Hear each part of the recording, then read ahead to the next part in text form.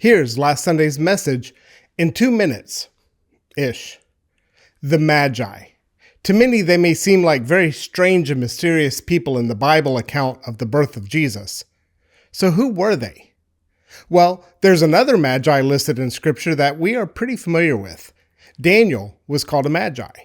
He was the main advisor to the king of Babylon, and he was highly educated and trained in their ways.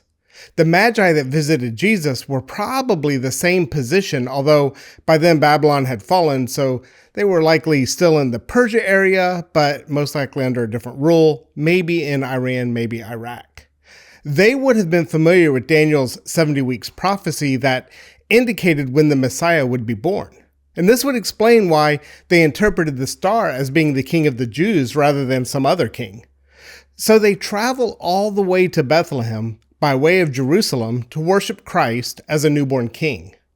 Well, a king demands a response, and we have a choice with Jesus. We can respond like Herod, turn violently against the idea of a king, refuse to give up control of our lives, have no desire to change at all. Or we could respond like all those in Jerusalem and be filled with apathy, basically do nothing, just go about life as usual and hope there are no consequences or repercussions for ignoring the king. Or we could respond like the Magi, seek him, worship him, sacrifice for him, and take him as your king. Taking him as king means belonging to a kingdom. That means you give up the ability to define right and wrong. You abide by kingdom rules.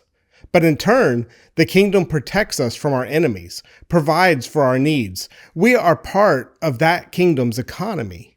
And the kingdom judges us and provides for our righteousness. In 2 Corinthians 5:20-21, it says, "Now then we are ambassadors for Christ. As though God were pleading through us, we implore you on Christ's behalf, be reconciled to God.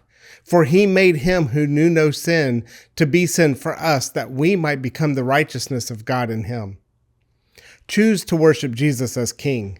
His kingdom is worth being a part of. Okay, that's it. Bye.